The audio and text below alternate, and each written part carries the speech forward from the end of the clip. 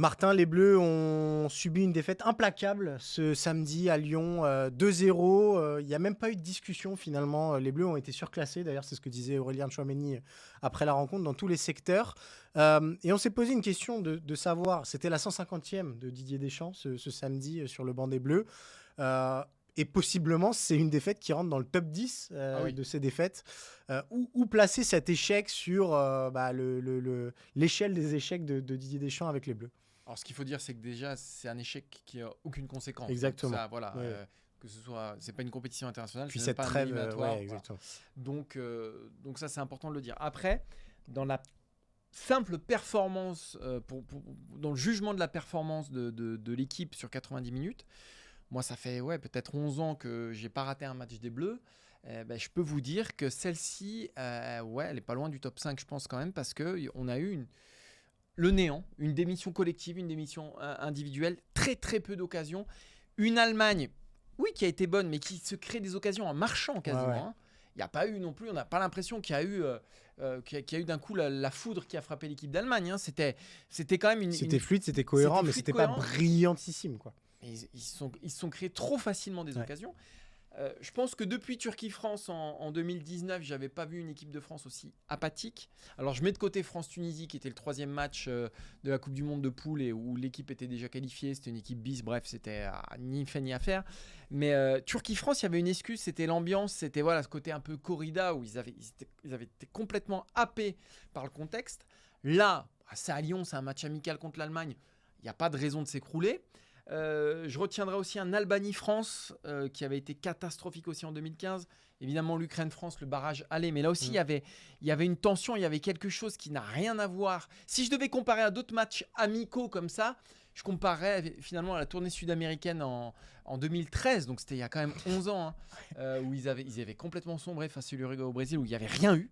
Il n'y avait rien eu en 10 jours. Là, il ne s'était rien passé. Là, c'est pareil, il n'y a rien eu. Et c'est très rare de voir sous Didier Deschamps, au-delà d'une défaite, parce qu'effectivement, il n'y a pas eu beaucoup de défaites, mais il y a eu des défaites où il y avait un moment, une réaction. La finale de la Coupe du Monde, c'est un bon exemple. Ouais. Des défaites où il y avait un moment, un passage. Là, c'est de la 7e seconde. C'était l'encéphalogramme plat À la tout le match. 94e minute.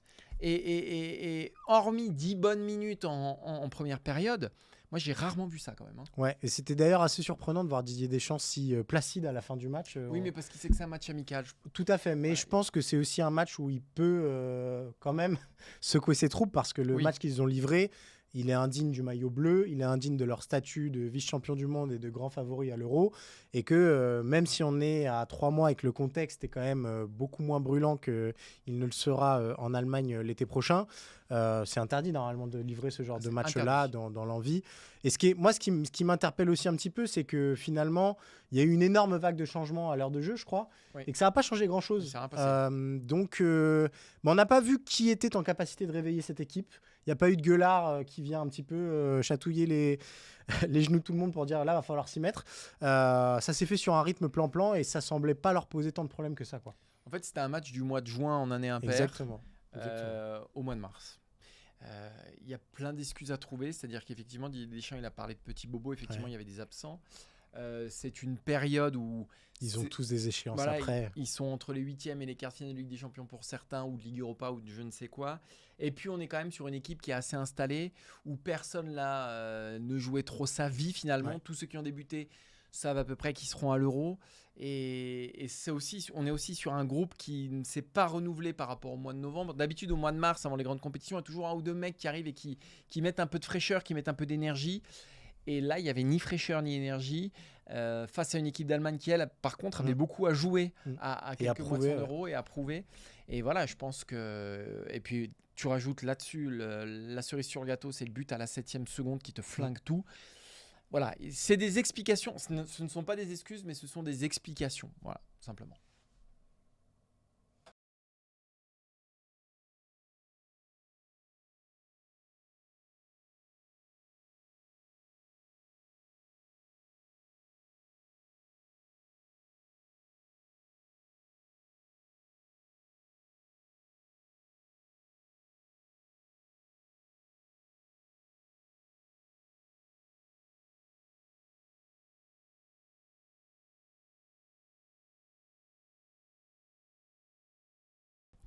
Cyril, grosse défaite indiscutable des Bleus face à l'Allemagne ce samedi à Lyon. Une faillite collective dans l'état d'esprit, dans l'engagement, rien n'a été. Une faillite individuelle aussi, Cyril. Puisqu'hormis Adrien Rabiot, qui pour le coup a un peu répondu au combat proposé par les Allemands, hormis Ousmane Dembélé qui a fait 20 bonnes minutes, sinon ça a été catastrophique. Et il y en a qui pourraient le payer un peu plus que d'autres. Ouais, le premier, c'est Marcus Thuram, parce que Marcus Thuram, il jouait gros sur ce match. On se disait peut-être qu'avec sa saison du côté de l'Inter, il pouvait mettre en danger Olivier Giroud. Voilà, 20 ballons touchés, je crois, ou légèrement plus. Aucune action à mettre à son crédit, quasiment, si c'était une frappe du gauche au-dessus. On n'a jamais revu le Thuram qui se met en position tout seul à l'Inter avec beaucoup de puissance, beaucoup d'agilité, toujours un petit peu dans la nasse. Et finalement, ça vient un petit peu compléter sa collection de matchs un peu transparents avec les Bleus depuis que Didier Deschamps fait appel à lui. On ne sait pas trop son vrai plafond, ou en tout cas son vrai niveau avec les Bleus. Oui, c'est compliqué. Il fait des bonnes rentrées, il a déjà fait des bonnes rentrées. Il a fait une ou deux premières sélections, je crois que c'était contre la Suède, où il était vraiment bon. Mais c'est vrai que moi, j'ai du mal à m'imaginer démarrer une compétition avec Marcus Thuram en pointe. Et ce match... Surtout quand il y a l'assurance Giroud à côté, en plus. Voilà, et ce match me conforte un peu sur mes positions. Aujourd'hui, je l'ai vu tout le temps à contre-temps, souvent en retard. Mbappé a quand même fait des différences. Dembélé a quand même fait des différences, mais ils ne l'ont jamais trouvé parce que, oui, il n'était jamais au point de rendez-vous fixé par les deux ailiers. Donc, je l'ai trouvé extrêmement décevant. Et oui, je ne suis pas sûr et je suis même à peu près certain que ce match ne joue pas en sa faveur. Il y en a un autre, c'est Benjamin Pavard qui... on pouvait se dire que finalement, il fait, comme Thuram, il fait une super saison à l'Inter. Konaté est souvent blessé, Upamecano est dans le rouge au Bayern, mais voilà, il a montré aussi des grosses limites dans une défense à 2. Il y avait des interrogations sur le fait est-ce qu'il aurait le même niveau dans une défense à 2 que dans la défense à 3 de l'Inter. Et là, il y a eu un manque de communication avec Upamecano, un manque d'autorité aussi. Pourtant, les deux mecs se connaissent parfaitement puisqu'ils ont joué au Bayern ensemble. Un manque de communication, un manque d'agressivité, il était tout le temps sur le reculoir. Ça nous a rappelé les mauvaises heures de Pavard au poste d'arrière droit. Et il n'a pas convaincu. Et quand on se souvient de Konaté, de ces matchs post-Coupe du Monde, on se dit qu'il y a quand même un delta entre les deux encore. Il y a aussi un autre joueur dont on pourrait parler, c'est Warren Zaïre-Emery. Alors, il ne prétendait pas à une place de titulaire parce qu'il remplaçait numériquement Antoine Griezmann, mais on pouvait se dire peut-être que dans la hiérarchie des milieux de terrain, il pouvait un petit peu grimper. Là, pour le coup, il a fait son âge sur ce match. Ça confirme un petit peu la tendance qu'on voit depuis son retour de blessure. Ce n'est pas exactement le Zaïre-Emery rayonnant du début de saison. Là aussi, un petit peu à contre-temps, dépassé. Et puis, voilà, il était dans la zone de Toni Kroos, qui a livré un match incroyable. Total, Donc, il n'a pas été aidé par un Aurélien Tchouaméni pas au rendez-vous non plus, mais pas à son niveau habituel. Moi, j'ai rarement vu aussi perdu sur un terrain. Un petit peu. Parce qu'au PSG, il a cette espèce d'assurance et cette espèce de marge aussi tout le temps. Et là, il était constamment sous pression. Il a perdu un nombre de ballons vraiment important, notamment en seconde période. Et c'était étonnant de le voir, un petit peu perdu. Est-ce que c'est le poids de Griezmann, l'ombre de Griezmann qui était trop encombrante? En tout cas, tous ces mecs-là, ils ont pas marqué de points. Mais ce match, il nous rappelle aussi que sans Griezmann, sans Griezmann, on peut avoir des performances comme ça complètement ratées. Après, on va pas jeter la pierre à ces trois-là parce qu'il y en a, à part Rabiot et un tout petit peu Dembélé et Samba qui en a sauvé 2-3. Si vous allez voir les notes sur eurosport.fr, je crois que c'est les trois seuls qui ont la moyenne. Voilà, c'est les trois seuls qui ont la moyenne. Et après, Zaïre-Emery, Thuram et Pavard, je crois qu'ils ont tous 3. Ce qui dénote un match globalement complètement raté. Une faillite individuelle aussi, Cyril.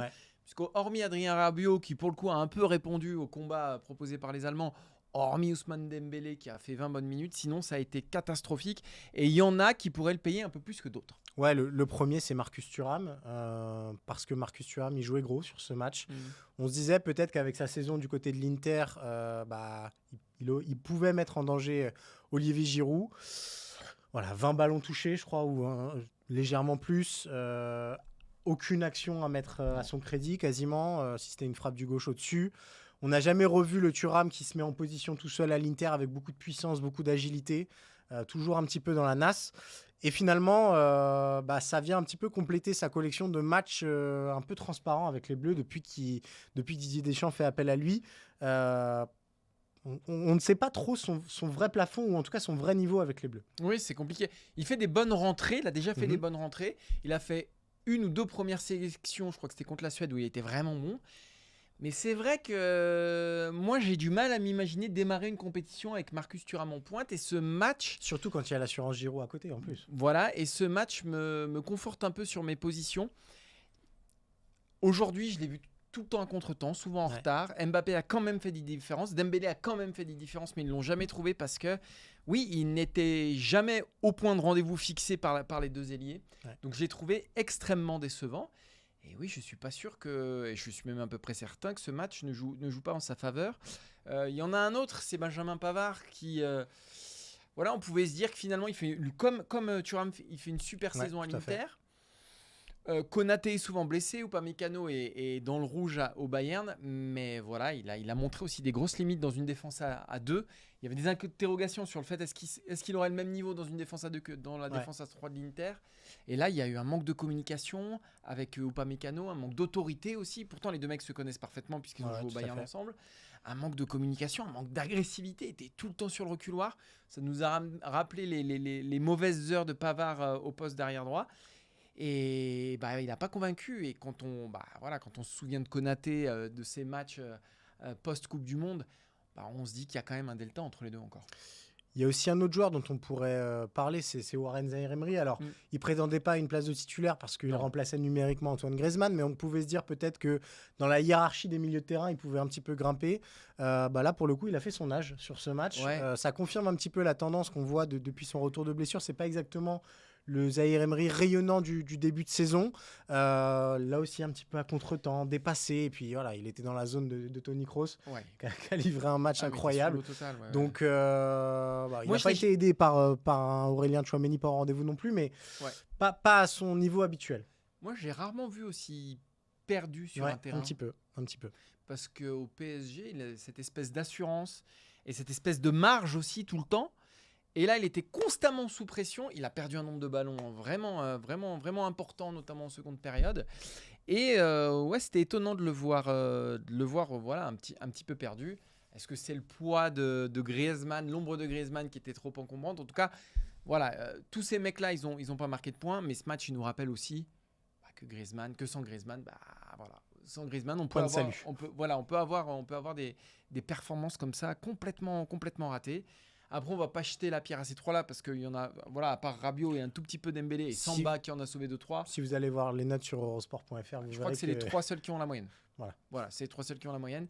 Et après, Zaïre-Emery, Thuram et Pavard, je crois qu'ils ont tous 3. Ce qui dénote un match globalement complètement raté.